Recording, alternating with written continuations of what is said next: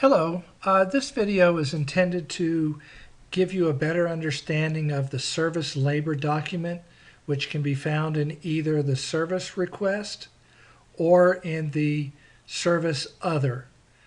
There's some new items that have been placed in this service labor document, which I'm going to go over with you now to explain what you need to do. Most of it you're familiar with already from using this or putting this into a service request, namely the billing regular hours, warranty hours, lost labor hours, travel hours.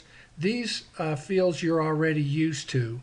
All the billable for weekend and holiday hours and so forth, prepaid hours.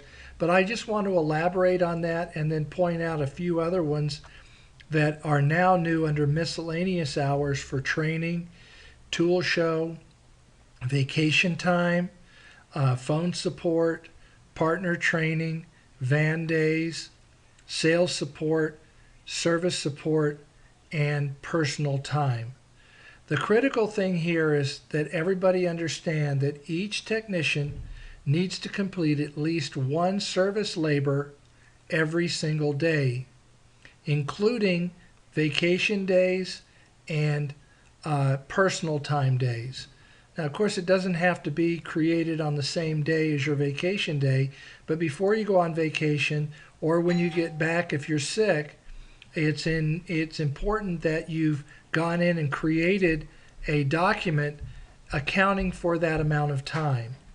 And the critical thing to understand is that when there's no service request that's been associated or that you can associate this service labor to, it's critical that you understand that's what we created the service other for.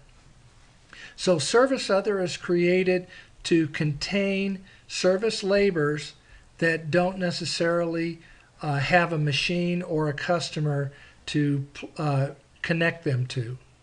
So let me explain to you a little bit about what you're going to put when and where.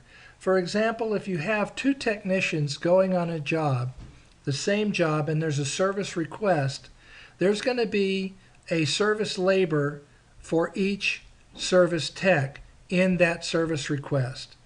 If one of them is, and basically one of them will be doing the billing or marking the warranty hours, the other one will put his hours not under lost hours like has been happening in the past, but they're going to put it under what we're calling service support. That's when two technicians are going out on one job. We're only going to bill for one of them. The other one is there in a support role, either as a senior tech that's helping a tech that's learning the job, or as somebody that's helping to take off large bulky sheet metal or helping in that respect. So you would put your labor under there. And those, since there's a service request, both of those can go in the service request. However, sometimes we're going to give labor away to a customer that would normally be billable. This is what the service or the lost hours is for. It's not warranty. It would normally be billable, but for PR reasons, we're not going to bill the customer. We're going to give that time away. And we want to capture that time so we kind of know how much we're doing that each month. Again, it doesn't reflect on you or your competency. It reflects only on how much time we're giving away to the customer in the case that we're trying to make customers happy. If two techs are going out on service jobs, on the same service job, and there's two labors, there should also be two travel hours put in there as well. So you can put so many hours under service support and so many hours under service or travel hours. And if you're the billing tech, you're going to put so many hours under billing and so many hours under travel. So just try to understand what we're trying to do is account for all of your time. So if you think in your mind, this is all that I'm doing for Jeffries or Lance or Phillips Corporation in the service department, I need to account for that time. Now, comes the case of you're doing training. That means that you're going to one of the HFOs and you're conducting a training class. Typically, you're going to put 8 hours for that day. Or you're going to a tool show and you're going to help work that tool show, set up machines, tear down machines, and there's a certain amount of time you're putting in that. So you'll put that there. If you have to travel to get to those, you're also in that same labor, you're going to put your travel hours to get there and get back. And then that labor, because there's no actual service request, would go into the service other document. And those documents are going to be created back at the HFO by the inside support the same exact way that they're creating the service labors. The same thing is true when you put in for vacation time.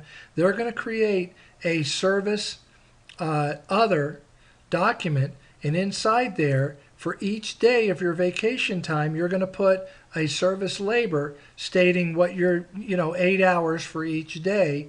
That way we can accumulate that and we know overall what we're averaging for vacation days for the service technicians on average. Then if you're asked to come to the HFO to do phone support, you're going to put that in there. Partner training, if you go out with another technician or you come to an HFO to receive specialized training, you're going to put your time under partner training. That means you're the one being trained. Now, if you're a certified trainer and you go out with a technician and he's filling in the service request and he's filling in all of his time for billable time, then you're going to create one, put it in that same service request, and you're going to put it under service support because you're acting in a support role much the same way as any other training activity would go on. If you go out with a sales engineer and you visit a customer for PR reasons or maybe to do a demo or something like that, then you're going to complete a service labor and put that in a service other document for sales support.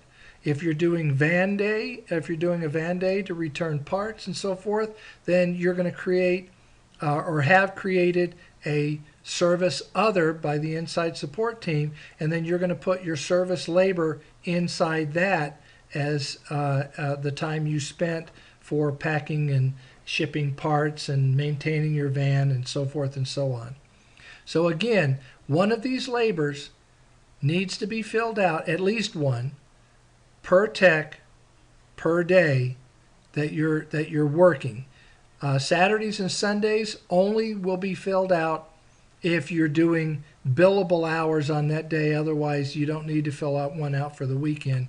We just assume that weekends are not being worked. However, if they are, it's important to fill this out, but that happens naturally. You guys have been doing that all along anyway. So if you have any questions, if there's any concerns, you're not understanding fully what these are and how to use them, please give us a call and we'll help you to fill this out until you get used to it. But it's critical because management needs to know, especially as we're hiring more and more service engineers to be in the field, management needs to understand where your time is being spent so that they can see how it's allocated. It's much the same as your personal budget at home. You, at the end of the month, you make so much money, you spend so much money. It's critical that you know where that money went. And this is the same. We need to know where your hours are going so we can make intelligent decisions when we hire new technicians. Again, I can't stress how important this is, because at the end of the month, if not all your time is accounted for, then we won't know exactly what happened with that time. Thank you very much.